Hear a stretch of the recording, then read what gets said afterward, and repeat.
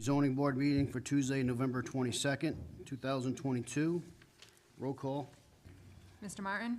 Here. Mr. Pasquarello? Here. Mr. Mark Antonio? Mr. Jazeel? Here. Mr. Marston? Here.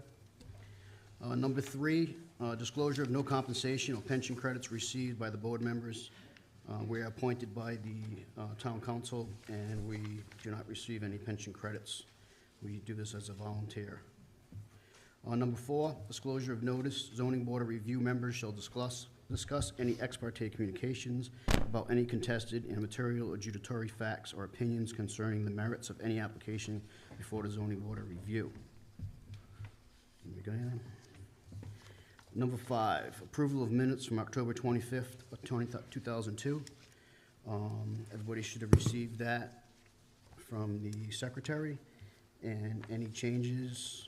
And if not, then I'll entertain a motion to I'll approve. make a motion to approve the minutes of the October 25th meeting. Okay, a motion has been made for approval of the minutes. Is there a second? I'll second that. Okay, all in favor? Aye. Number 6, continuation, the application of Tech Realty LLC owner applicant to construct a 23,700 square foot commercial building on the property at 0 Central Street, AP1, Lot 461. The property is located in a mixed-use 2 zoning district. According to Section 5.4.105 of the ordinance, the proposed light industrial use of the building is allowed by right in the MU2 zoning district. The applicant is seeking a dimensional variance pursuant to Section 9.3.1 of the North Smithfield Zoning Ordinance. The applicant is seeking dimensional relief from Section 12.11 front, side, rear setbacks and Section 12.11.14 storage and loading areas. Just to recap, at the last meeting, we closed the public speaking and we closed the applicant's process. We're in the deliberations. Since that time, we have received a memo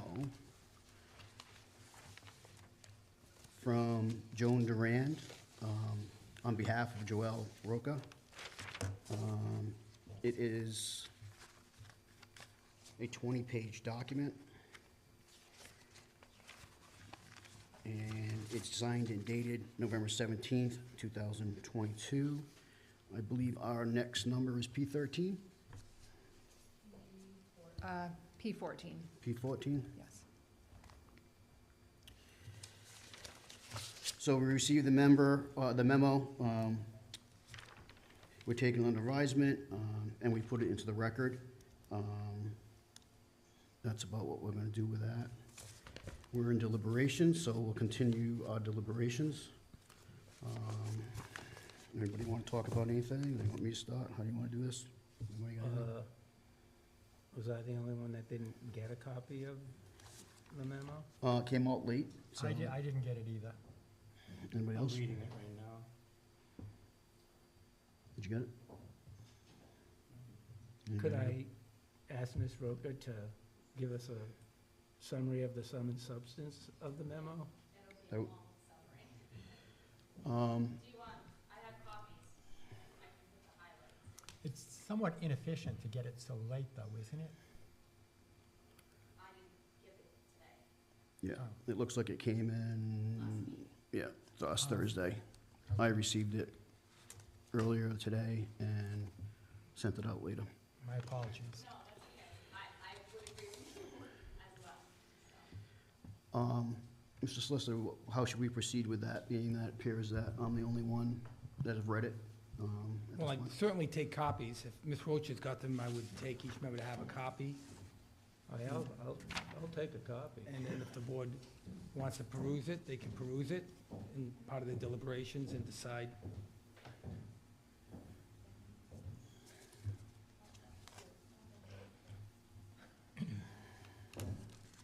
I already have one, I'm good. Thank you. Thank you.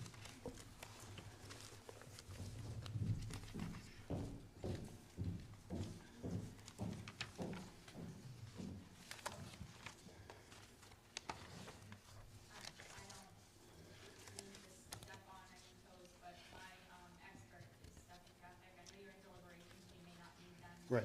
So if you did want a few minutes, Yeah, we'll take a few minutes just to look over it. So on the back part of this, there was 3 renderings of a different configuration of the building by putting the loading dock to the rear of the building. And it's not any proposal for an alternate for what they originally proposed, it's just supporting why they can't do that on the property,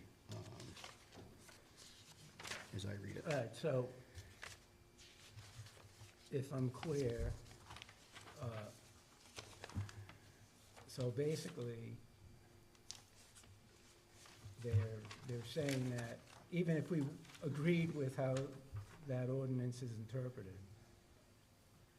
we can't physically put the loading dock in the rear. Is that the short of it? That's long and short of it. So vote on it. Excuse me, we're in deliberation, so it's just us talking deliberation. We can't, sir, It's like a serious matter, and you're getting Sir. in your face now. sir, It's insane. sir. This is a joke. Sorry, nothing. This is pathetic. We're in deliberations, and the public is not allowed to talk during deliberations, okay? All right. My family, my kids, your family. You're getting it now, and you're gonna read it in front of us? She just said they can't do it. Go to vote. Go ahead. All right. I'm not gonna say it again. If I have to stop this meeting and get you dismissed, I'll do that.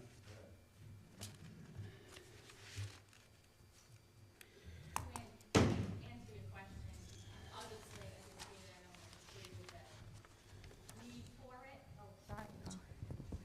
So I don't agree with the need for it. We didn't apply for it. Beyond that, that's correct. There's testimony from the first 2 hearings about the topography. There's a very shallow groundwater table. So to follow up with that and how the building is stepped on that side, it's not a feasible engineering alternative to put it in the rear, is the long and short of it. And is that what your expert's gonna testify to? Sure, I mean, it's based on the testimony that's already in the record for the site, but he can if you need him to. He can go through that Well, again. if we still think we need to grant the variance, there has to be some testimony specifically about why we have to grant the variance.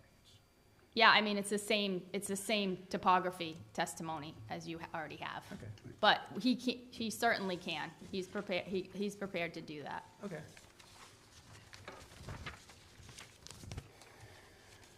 All right, so one of the things I wanted to read, which I think we've already read, but just to make sure that we have, it's based out of an ordinance of what an MU2 district is like. So what it's stating is an MU2 district, this sub-district is intended to provide for compact, planned, mixed-use, light industrial office accommodation type development where buildings are preferred to be in a clustered campus style around shared open spaces amenities, with most parking preferred to the side and rear of the structure. Innovative designs may include public squares, and new buildings should be lined up around the ground and connected with sidewalks and landscape areas. In addition, the sub-district may be applied to an adjacent undeveloped forested area that is currently open space, but have the potential to be developed as a secondary phase of growth from the abutting industrial sites. The other piece of interest would be that it's industrial. The light industrial uses are permitted as set forth in the use table. Large-scale heavy industrial, including those that produce noxious noise or fumes or generate intense traffic, are not permitted. Notwithstanding the inherent pedestrian unfriendly nature of industrial use shall embrace a village design concept in keeping with the design guidelines. So that is what is expected in an MU2 district. What else do I have?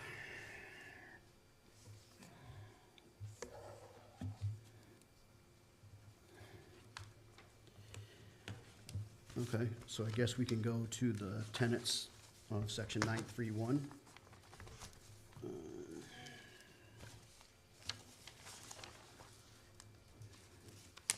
So there is a discrepancy in our ordinance compared to the state ordinance. So the state ordinance will trump that.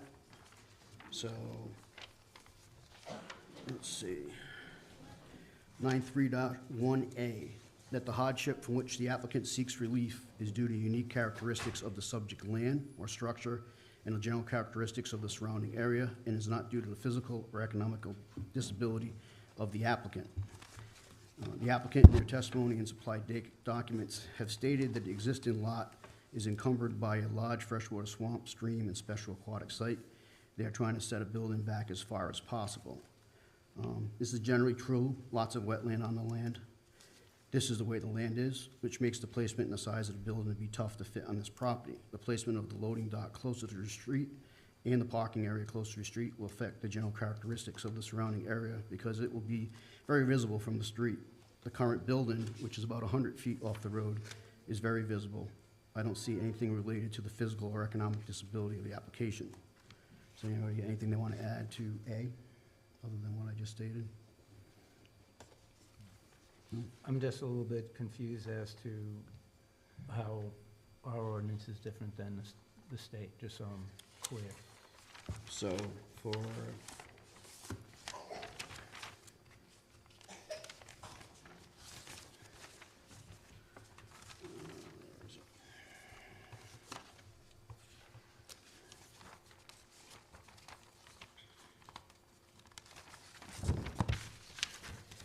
so it'd be the last one that we talked about, which is 9.3.2B. The way our ordinance reads is, in granting a dimensional variance, that the hardship that will be suffered by the owner of the subject property, if the dimensional variance is not granted, shall amount to more than a mere inconvenience. This is the part that's not in the state, which shall mean that there is no other reasonable alternative to enjoy a legally permitted beneficial use of one's property. That's what got struck out of the state one. The fact that the use may be more profitable for that a structure may be valuable after the relief is granted shall not be grounds for relief. I believe that's all that's different, right? Or, One more. so we got A, B, C, D, and E. Yeah, I think that's it. Mr. Chairman, the 9.3.1E in your ordinance is not authorized by state law, so that's another section that should not be applied. So what, so our E is, the granting of the variance requested will not confer on the applicant any special privileges that is denied by this ordinance or the land, structures, or buildings in the same district. That's correct. And your state one is, Non-existent. okay, There's so no with that one's struck? That's correct. So those two elements, that sentence that you indicated in subsection 9.3.2B should not be applied, and 9.3.1E should not be applied. Okay. That's why I gave you the state law, so you'll have the exact language that you should apply. Okay. All right, so the first one I read, that was by state law and by our ordinance. Does anybody have anything to add to that? Not hearing any. I'll move on to, No. I'll move on to B. That the hardship is not the result of any prior action of the applicant and does not result primarily from the desire of the applicant to realize greater financial gain. The applicant in their testimony and the supplied documents have stated no to this. They purchased the property as it sits today with no modifications by them at this point. There is no financial gain here or prior action. They have their own building there. They are looking to expand their operation onto this property. Anybody got anything to add to that? No. C, that the granting of the requested variance will not alter the general characteristics of the surrounding area or impair the intent of the purpose of the zoning ordinance or the comprehensive plan upon which this ordinance is based. The applicant in testimony and supplied documents have stated the proposed use is in conforming with what is allowed in the mixed-use industrial MU2 district. The MU2 district land is not to be consumed by one building. The intent for the way I read is that it's a campus-style development with shared areas in multiple buildings. This application is for one building, would only ever have one building. The MU2 also suggests compact. This is not compact. It is consuming the almost complete buildable portion of the property. They want to see the parking, we would like to see the parking in the side and the rear, along with the loading dock. It is true, but there are setbacks for reasons, and a lot of relief is being sought for these setbacks. The intent of the ordinance is to keep the loading dock a minimum of 75 feet off the road and in the back, so the neighbors can't see the loading dock, so it doesn't alter the general characteristics of the surrounding area. Having the loading dock and the parking in the front of the building defeats this purpose. You may stay back from the road so the neighbors across the street can't see this. There will be an altering of the general characteristics. There will be 20% more trucks on that road, just coming in, and there's also gonna be trucks moving between the two buildings, which is gonna add a lot of extra traffic to that. As we stated in the MU2, traffic is a consideration in that district. We'll be pulling out on the main road to get from building to building, so they're gonna be pulling on that main road for getting from building to building. There are currently a lot of children around that street, and this will affect their ability to enjoy their neighborhood. Anybody else got anything to add to that, other than what I stated? D, that the relief to be granted is the least relief necessary. My feeling is that the least relief, it is not, it's the maximum. You're consuming a large part, if not the near complete buildable portion of this lot. You're asking for a massive amount of relief from the back setback, a massive amount of relief from the side setback, and a massive amount of relief from the front setback. By moving the building back and possibly changing the size of the building would be less relief. I haven't seen anything in the testimony that states you need a building of this size other than you wanted it bigger, but settled on a smaller building because of the buildable portion of the land. It's my belief that if the building was pushed back farther, it would shield it from the neighbors more. Anybody got anything else to add to D? Well, this is still the part that I still get stuck on, because these setbacks are minimum, and so they're designed to make the buildable lot as close to the Perimeter. perimeter of the property as possible, and this is compacting it. Well, this is, so the So end, how is that, no, I'm just trying to understand how that makes it more than minimum. well, I think what they're trying in my opinion, in that ordinance, what they're trying to do is they're trying to create a campus-style area when they do a buildable lot. So that's why they have that minimum and maximum around the whole property, to leave that middle part of that property, common area for everybody. Being that this lot is only gonna ever be one building, it kind of defeats the purpose of what their intention was in an MU2 district, which was to create a campus-style area. That's generally true, but isn't there also a part of the MU district that talks about being able to develop undeveloped land that's contiguous to an industrial site? Mhm. So isn't that the exact situation that we have here? But there's no common area on this new one to connect up with the other building. Talking about the other building? Like if they were gonna do Well, the they- campus style, like they could have encompassed the campus style with the existing building by building this building and building some common area in between it. Because the building is so large on this property, there's no room to do anything else other than build a building, put a loading dock, and put parking. And then leave the buffers in the front. At least that's my interpretation and feeling towards that.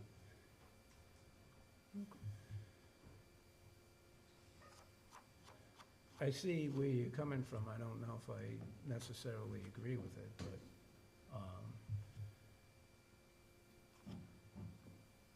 because basically, they're asking to, I think we said this at the first meeting, where they're trying to fit a octagonal piece into a square hole type of thing. It's really the only possible configuration that they have. So, For the size of the building that they're building. for the size of the building that they're building. So, does that go back to the other category, which talks about if we deny it, that they essentially have no other use for the property? Or does that mean they could have a use, it just wouldn't be related to their business? Well, they have a use, they could build a smaller building, right? They don't have to consume the whole lot of what's buildable on that lot, right? There is alternatives. I didn't hear any of the testimony of why they needed a building of that size. Like, what are they doing in that building that they need a building of that size, right? I believed we heard that the newer equipment that they're gonna have in that building is larger than the equipment in the old building, and that's why they needed more space. Is that They need true? more space from the old building, that's what this building's gonna be. Yeah. It's gonna be a sorting warehouse, right? Basically, they're not gonna do anything other than sorting warehouse. Larger equipment. Yeah.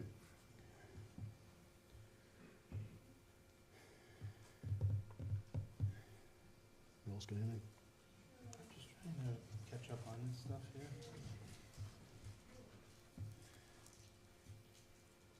You got anything else to add on that, Chris? Yeah. Okay, the last piece is in granting of dimensional variance, that the idling in the area that consumes the percentage of the building, I got that wrong. In granting of dimensional variance, that the hardship suffered by the owner of the subject property, if the dimensional variance is not granted, amounts to more than mere inconvenience. The fact that the use may be more profitable, or that the structure may be more valuable after the relief is granted, is not grounds for relief. The zoning board of review, or with unified development review of enabled pursuant to 45-24-46.4, the planning board or the commission has the power to grant dimensional variance where the use is permitted by special use permit if provided by, in the special use permit section of the zoning ordinance. Is that the right one?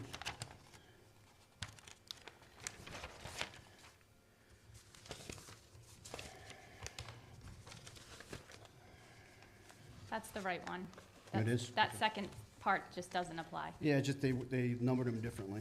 The Yep. second part meaning the zoning board of review, right? The unified development, that part.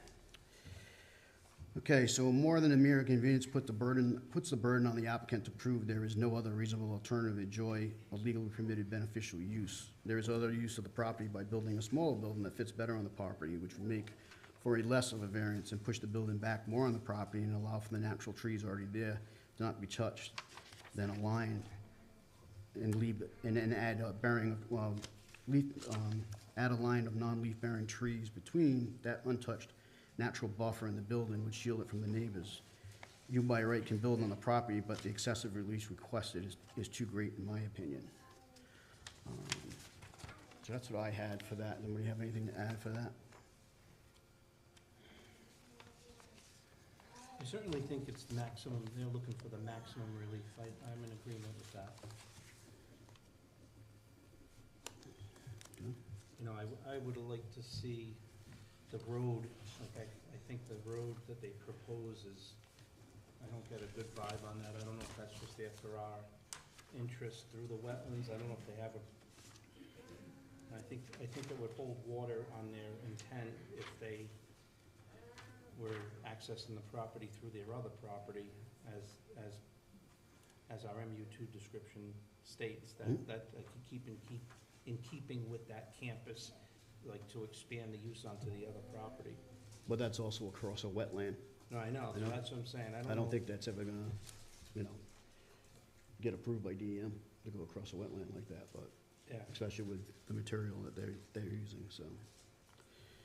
So that's why, I look at it as they gotta come on the street to move the material between the buildings, they gotta come on the street to bring the material to that building, so. It's a lot of extra traffic.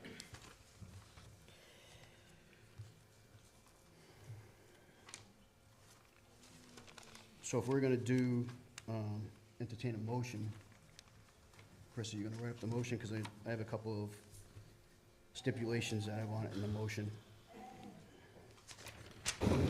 So I want to make sure in the motion that we have increased buffering, so that no neighbors can see this, the parking area and the loading dock.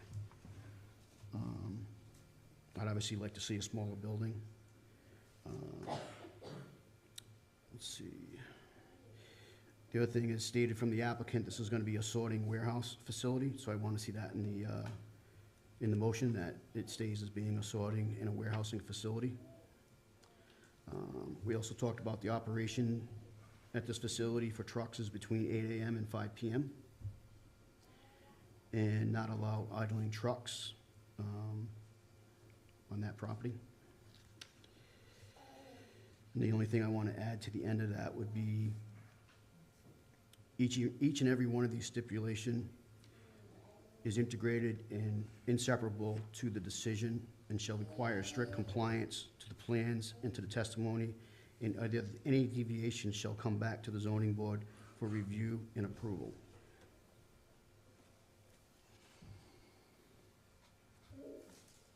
Get all that? No, because I was thinking of my own condition, Okay. that I have to ask the solicitor if it's allowable.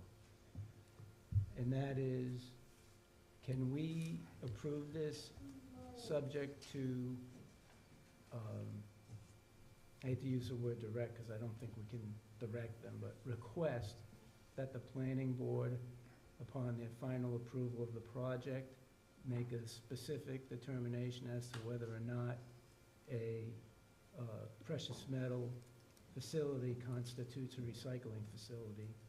And the reason why I ask that is because the recycling facility is specifically prohibited under section 5 of the use table. Well, that would not be a planning board. It is a planning board thing. This section specifically gives authority to the planning board as to the use of the property. And they've approved it in their decision as a light industrial use. I just don't think the zoning board can make a direction to the planning board.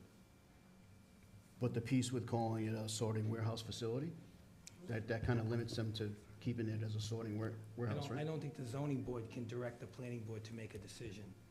But in our decision, we can You can mention that, to leave it as a sorting warehouse facility, right? do that. We're not, that's in our purview, right? Mr. Chairman, Yes. Mr. Archibald said the only thing we were ruling on was a dimensional variance. The use was a law. So, either confused. In other words, we should just be talking about the variance, right? Yeah, we are talking about the variance, but we're adding stipulations to that variance. And not the use. And not the use. We're just stating what was already in the testimony, because that's gonna be a sorting warehouse facility. And if they're gonna change from being a sorting or warehouse facility, they gotta come back in front of zoning. They can't just change it to something different. Because I brought up the last time, I said, you know, as I said to the town president of the council, I said, you know, they're the ones that changed this. And now they want us to do what they may have should have done in the first place. By putting, you know, and we can't do that. We can get involved in, if those dimensions won't interfere with anyone's house, anyone's driveway, anyone's lot. And believe me, I'm an advocate for the opposite. They, the town council, decided this is what happened.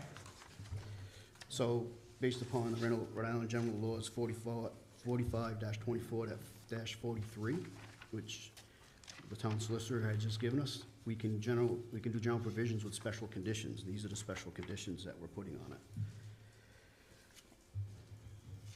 Did you read this? So these are special conditions. I'm just going by what Mr. Archibald was saying last time. From what I know. Okay. Right, the only thing Scott, maybe if you have your conditions written out, just give them to me and I'll read them, subject to. The only thing that I need a little help with is, The last piece. well, that, but also incorporating exactly what their reliefs are, what their front, rear, and side setbacks. That should be in the actual application, right? You wanna know what Right. the relief is? Yeah, I just know I got the sections, I can read it off the agenda. I just want to fit in there specifically what the relief is. Mm-hmm. that the rear is, the front is, I'm confused, they're proposing 99% feet of relief for the front yard setback, and then 211.36 feet of relief for, So the front, they're looking for 99.64 feet of relief. yes, and 211.36 for the rear. Yep. And 460.29 to the, no, the rear's 460.29, Yeah. and the side is 211.36. And then the fourth one that they were asking for relief, we determined last meeting that, that's irrelevant. Well, Because that's they believe- irrelevant, but They believe they're we're outside. also, but we're also going to,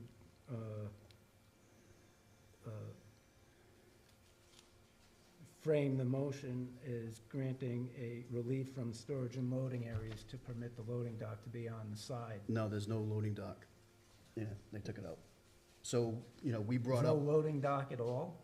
no, there's How a, are lo- they there's a getting this loading, stuff so into there's a the loading building? dock. They were looking for a variance for the loading dock.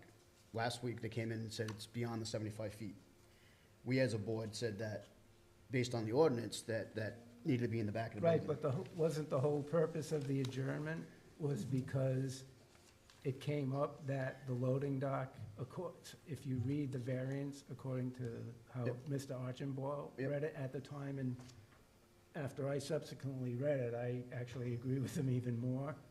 Yeah, but it's not, that- it's not in front of us, so that's more of an enforcement by the building inspector. So when that time comes, when the building inspector goes to issue the building permit, if that is the case, But that's if when they he, have to put it on the side, don't they need a variance? based upon the way I read it, I would think they need a variance. But it's not in front of us as a Well- variance, they're not presenting it Right, as, well, then we're having a circular argument. I thought that's why we came back, so we were gonna decide that, get testimony on that, and No, then, Scott's trying to So- find every reason to let them have it right now, that's what's going on, so. That's that. I don't know if Call that, for what it is. sir, Vote yes or no, it's right in 6, just vote yes. there's a process that we do, No, this and process. we this do process is deliberations. convoluted, you're doing it on purpose. Mr. Solicitor, Yes. how do we want to proceed? Because I can't keep getting interrupted inside of deliberation. Yeah. Well, obviously, the board needs to have silence when they're deliberating. Why don't you wait for their decision, and then you'll know what they're Okay, gonna well, then, decide. yeah. Everybody will have their rights to appeal that decision, but I think everybody should be heard. I assume everybody's been heard before. Now it's your turn to be heard. Well, I'm sorry, I thought the public hearing was already held. It That's what I was. meant to say. And it's closed. it was. Yeah, No, it's but closed. Yeah, but we had closed We closed it last public meeting. discussion. Why? It's not how it goes. Why? There's a process, there's a law that we have to follow, that's what we're following, so. Happened behind closed doors. You said a week ago, what happened a week Mr. Solicitor? Yes, again, I think the board should continue to proceed with their procedure, and if the people I would ask them to respectfully allow the board to finish their work. You don't even know how the board's gonna decide, and people are making assumptions. That's right. So the piece that I'm talking about with the loading dock, Mr. Solicitor, am I right in saying that it's not presented to us?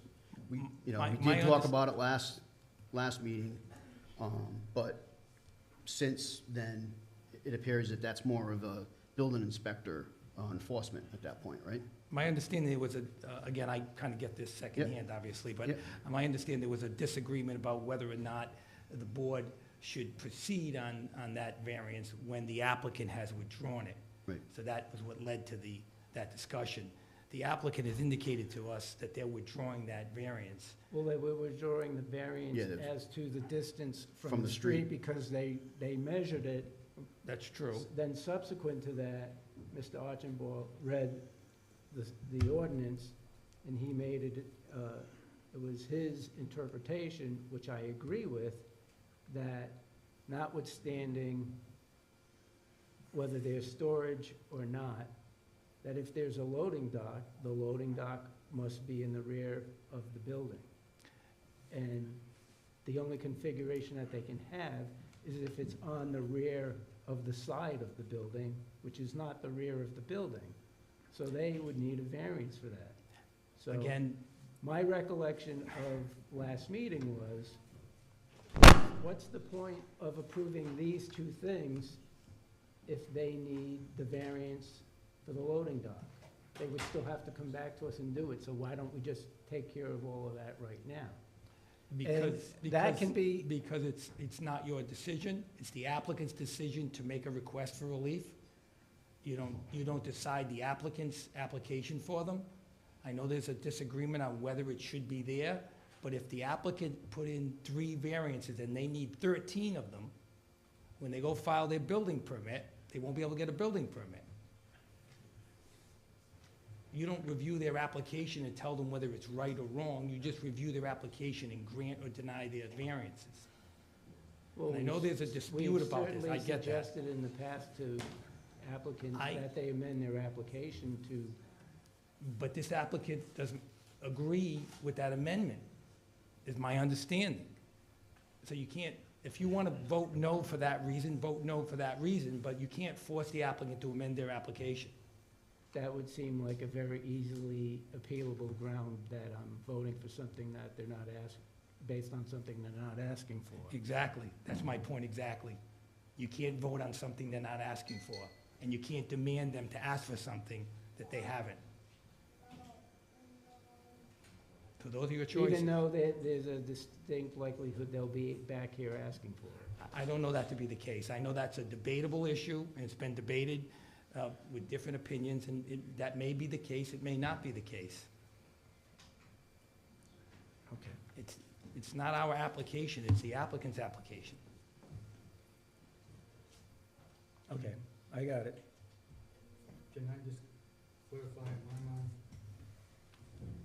What you're saying, if we approve the dimensional variance, the building inspector can still hold this project up because the loading dock is not in the right place? If that's his interpretation, Well, I'm asking you for the. could he do that? No, if that's his interpretation of the building code, of the zoning code at that time. But could he do that? He could hold it up for any variance that's required, that's not requested. This isn't something that's never happened before. I've seen many projects where somebody has failed to ask for a 5-foot setback, and they got sent to go back to the zoning board. Not this zoning board, other zoning boards. This is not some unusual thing. The applicants have forgotten to put all the requested relief on an application in the past. I know this is becoming a hot button issue because it popped up last meeting and people are thinking that the applicant should amend it, but the applicant provided a memorandum to you saying that they don't need it and they don't want to amend it. That's right. You can ask the applicant. If the applicant's memo today was they wanted to amend it, now you would proceed with the discussion that Mr. Diesel is talking about, but their position is just the opposite, and I'll let them speak for themselves. I read the memo. They're not taking that position. Right. They want to contest that position. That's their right. Yep.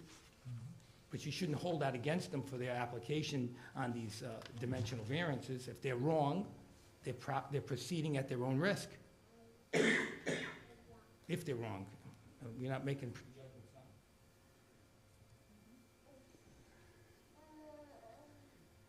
Right, so everybody just understand, what we're voting on is merely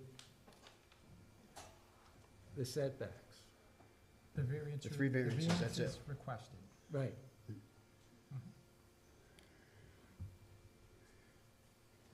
You want me to write up my piece of it? Yeah, I spaced out, Scott. What's the side one they're asking for again? 460, is that it? The side is 281.3, 211.36 feet of relief. 200, that's the side? That's the side. Because it varies because of the way the building's angled. Okay. So it's from 177.21 to 281.36. Okay, just give me a second. This is 99.64. And the side. is 211.36.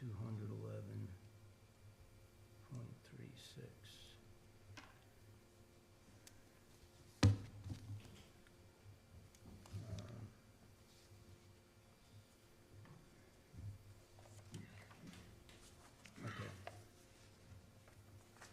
So how you want to do it? You want me to do it, read the motion and say, subject to the following conditions, and then you read the conditions? I could do that. Stipulations.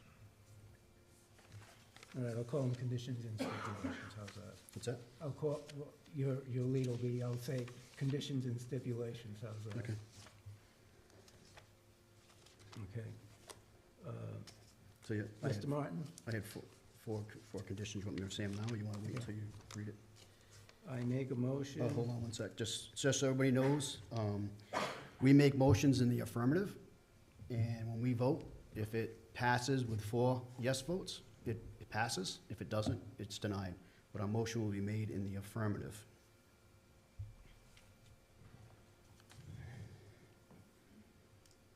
Okay, I make a motion to grant the application of Tech Realty LLC, application number 22-03, dated May 18th, 2022, seeking a dimensional variance pursuant to 9.31 of the zoning district.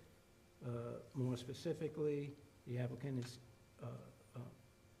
seeking a dimensional relief from section 2.11 front setback to 99.64 feet, a rear setback of 460.29 feet, and a side setback of 211.36 feet. The applicant has withdrawn their application with regard to section 211-14 storage and loading areas. Said motion is subject to the following stipulations and conditions. Increase buffering to screen the loading dock and parking area so that they cannot be viewed by the neighbors during any season. As stated by the applicant, it is a sorting/warehouse facility. No idling of trucks, and the operation will be between 8 a.m. and 5 p.m. And each and every one of these conditions/stipulations is integral and inseparable to the decision and shall require strict compliance to the plans and the testimony, and any deviation shall come back to the zoning board for review and approval. Anybody else have any other stipulations, conditions they'd like to add? I think those were the only ones we had, right? Anyone? So that's the motion. Do I have a second? I'll second it. Roll call vote? Mr. Martin? No? Mr. Pasquarello? No. Mr. Marcantonio? Abstain. I'm sorry? Abstain. Mr. DeZiel? Yes. Mr. Marston? Yes. Okay, so it failed on a 2-2 vote. I'll take a motion for adjournment. I'll make a motion to adjourn. Do I have a second? I'll second that. All in favor? Aye. Meeting's adjourned.